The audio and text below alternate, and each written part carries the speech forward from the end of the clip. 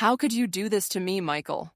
I remember yelling those words like it was yesterday, even though it's been over a year now. I was 6 months pregnant, standing in the doorway of our living room, shaking with anger and disbelief. He just stood there, arms crossed, his face blank, like I was the one causing a problem. That was the moment I realized everything I thought we had built together was a lie. My name is Sarah Bennett. I'm 32 years old now, and I'm a single mom to my beautiful 1-year-old daughter, Chloe. Life looks nothing like I thought it would, but in some ways, it's better. A little over a year ago, I was blindsided by a betrayal that turned my world upside down, leaving me to figure out how to move forward while preparing to welcome my little girl into the world. In those early weeks after Michael left, I felt like I was drowning.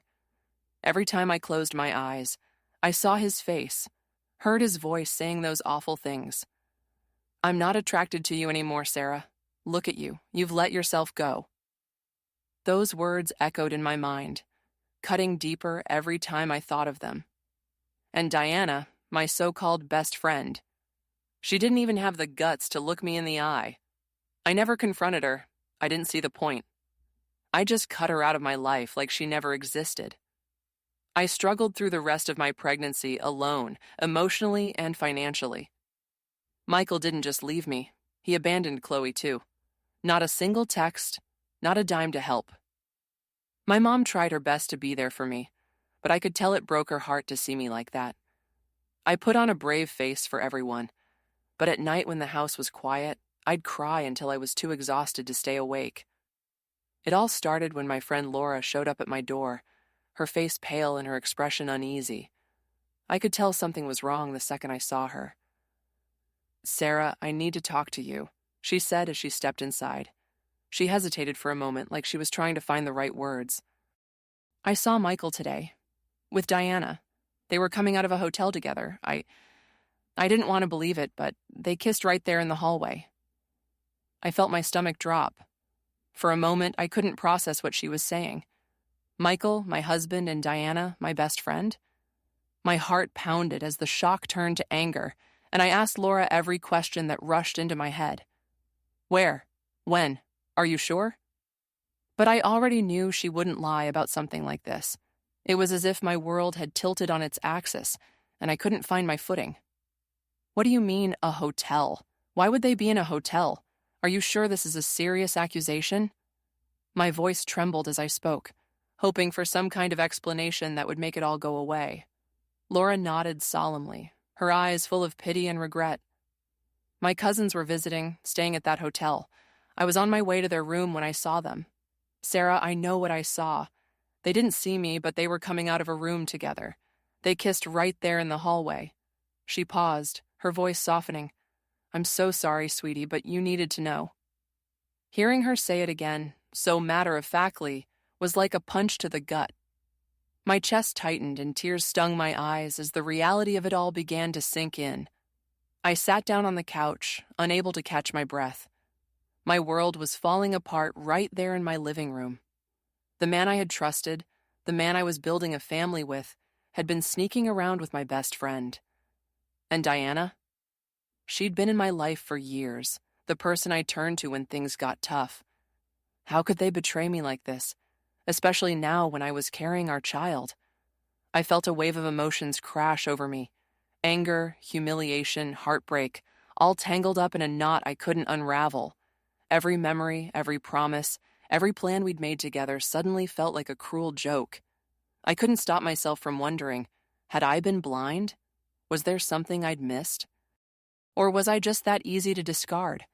The weight of it all pressed down on me, and for the first time in my life, I truly felt like I was breaking. That night I waited for Michael to come home, my stomach in knots and my heart pounding in my chest. When I heard his car in the driveway, I felt a surge of both anger and dread. He walked in like it was any other day, setting his keys on the counter and loosening his tie. I didn't even let him get past the kitchen. "How long has it been, Michael?" I asked, my voice trembling but steady. He looked up, confused, and then his expression hardened. "What are you talking about?" he said, feigning ignorance. "Don't play games with me," I snapped. "Laura saw you at the hotel with Diana. Now tell me the truth." His face twisted into a scowl and he scoffed. Laura? That woman's nuts. She probably misunderstood something. Sarah, you're letting your imagination run wild. There's nothing going on. But his tone was defensive, and his refusal to meet my eyes told me all I needed to know. I clenched my fists, feeling my anger rise with every word he said. Don't you dare lie to me, Michael, I shouted, my voice breaking. Laura isn't nuts, and you know it. She saw you with Diana leaving a hotel room. She saw you kiss her, so don't stand there and insult my intelligence. He threw his hands up in frustration, pacing the room like he was the one being wronged. Sarah, you're blowing this out of proportion, he snapped. Laura probably saw something innocent and twisted it in her head. Diana and I are just friends, that's all. But his excuses sounded pathetic, and the more he talked, the more I could see the guilt written all over his face. As he continued spewing his excuses, I felt a sudden flutter in my stomach. Chloe. She moved, as if reminding me she was there, a tiny life depending on me in the middle of all this chaos. For a second, the anger was replaced by a wave of sadness so heavy it nearly crushed me. How could he do this to us? To her? I put my hand on my belly, instinctively trying to steady myself. Do you even care about us, Michael? I asked, my voice quieter but laced with heartbreak. Do you care about your daughter? She's in here, and she can feel me falling apart because of you. His eyes flicked to my belly for a brief moment, but instead of softening, his face stayed cold and unreadable. This isn't about the baby, he said flatly. Don't make this more dramatic than it needs to be. It was in that moment I knew I was truly on my own. I felt tears welling up, but I refused to let them fall in front of him. More dramatic? I repeated, my voice trembling with disbelief. I'm 6 months pregnant, Michael. 6 months. And you're telling me it's not dramatic that you're sneaking around with my best friend? That you've destroyed our family before our daughter even has a chance to be born? My voice rose with every word, my heartbreak morphing into a fiery rage I couldn't hold back anymore. Michael sighed, as if he was the one being inconvenienced. Sarah, you're blowing this out of proportion, he said, shaking his head. Diana and it just happened, okay? I can't help how I feel. Things haven't been the same between us for a while, and honestly, look at yourself. You've changed. He motioned toward me, his words dripping with contempt. I'm not attracted to you anymore, Sarah. I'm sorry, but it's the truth. He scoffed, shaking his head like I was wasting his time. God, Sarah, do you even hear yourself? He snapped, his voice ice cold. You've been nothing but a whiny, overgrown baby ever since you got pregnant. Every day it's something. Your back hurts, your feet are swollen, you're tired. I get it, you're pregnant, but you act like you're the first woman in the world to have a kid. It's pathetic. He looked me up and down, his expression twisting into disgust. And don't even get me started on how you look, he said, his voice dropping to a cruel sneer. You're massive. Honestly, Sarah, you're starting to look like a damn elephant waddling around here. It's embarrassing. You don't even try to look decent anymore. It's just sweatpants and your greasy hair tied up in that ugly bun. Diana, she's gorgeous. She actually takes care of herself, and she's fun to be around. You're just a moody, needy mess, and I'm tired of pretending otherwise. He stared at me, his words hanging in the air like poison, and I felt my entire body go numb. I stood there, frozen, unable to find the words. How could he be so cruel? I had braced myself for denial, for excuses, but not for this. The man who had once promised to love me, who I thought was my partner, was standing in front of me, tearing me apart piece by piece. It wasn't enough that he had betrayed me, that he had thrown away our marriage and our family for my best friend. Now he was humiliating me, stripping away every last bit of dignity I had left. My throat tightened, and I felt the sting of tears in my eyes, but I refused to cry in front of him. I didn't want to give him the satisfaction. You don't even care, I managed to choke out, my voice barely a whisper. Not about me, not about Chloe, not about anything we built together. He just shrugged, his expression cold and indifferent. I've moved on, Sarah, he said flatly. Maybe you should too. The next day, I packed whatever I could fit into a few suitcases and left. I couldn't stay in that house surrounded by memories of a life that no longer existed. Every corner reminded me of him, of us, and it felt like the walls were closing in on me. My mom had offered weeks ago for me to stay with her if I needed support during the pregnancy, and now I had no choice but to take her up on it. When I arrived at her house, she was waiting at the door, her arms open and her face full of worry. "Oh, sweetheart," she said softly, pulling me into a hug. The moment I felt her embrace, I broke down, sobbing into her shoulder like a child. It was the first time I had let myself cry since Laura told me the truth. "It's going to be okay, Sarah," she whispered, holding me tightly. "You and Chloe are going to be okay. I'm here and we'll get through this together." For the first time in what felt like forever, I felt safe. Broken, but safe. The days at my mom's house were quieter, but not easier. She did her best to cheer me up, cooking my favorite meals, sitting with me in the evenings, talking about everything but Michael. But the silence was deafening when she wasn't around. I spent hours staring at the nursery items I had brought with me, folding and refolding Chloe's tiny clothes, wondering how I was going to do this alone. Every now and then, I'd catch myself picking up my phone, tempted to call Michael, to scream at him, to demand how he could walk away from us so easily. But I stopped myself every time. What was the point? He made it clear who he was, what he cared about, and it wasn't me or his daughter. Instead, I put all my focus on Chloe, reminding myself that she was the reason I had to stay strong. I couldn't let him destroy me. After a few weeks, it was like Michael had vanished from my life entirely. No calls, no texts, no questions about the baby, nothing. It was as if he had erased us from his world, like we had never existed to him. At first, I checked my phone obsessively, half hoping, half dreading that he might reach out. But there was nothing. Eventually, I stopped checking. I told myself it was better this way. No reminders, no lingering false hopes, just silence. It was strange, though. The man who had been such a constant presence in my life for years now felt like a ghost. When I moved into my mom's house, I packed away every photo of him, every trace of him from my old life, and tucked them into a box I shoved into the back of the closet. Sometimes I'd catch myself thinking about him, not in longing, but in disbelief. How could someone just disappear from their own child's life before it had even begun? It was like Michael had never existed, but his absence was loud, and it echoed in every moment I was left to face alone. Months passed, each one harder than the last. Pregnancy wasn't kind to me. I was constantly exhausted, and the stress of doing everything alone weighed heavily on me. My mom was a lifesaver, but there were still nights when I cried myself to sleep, wondering how I ended up here. The idea of bringing Chloe into the world without her father, without the life I had envisioned for her, filled me with guilt. But every time I felt her move, it reminded me that she was my reason to keep going. She was the only good thing to come out of this mess. When Chloe finally arrived, she was perfect. I'll never forget the moment I held her for the first time. Her tiny fingers wrapped around mine, and I felt this overwhelming wave of love wash over me. For the first time in months, I didn't feel broken. I felt whole. It didn't matter that Michael wasn't there. It didn't matter that he had chosen to walk away.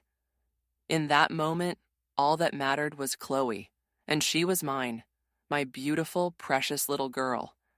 She was worth every tear, every sleepless night, every bit of pain. The first few weeks with Chloe were a whirlwind.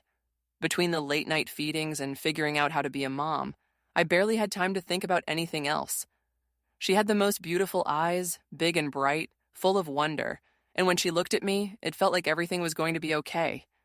My mom helped a lot, but I made sure to do as much as I could on my own.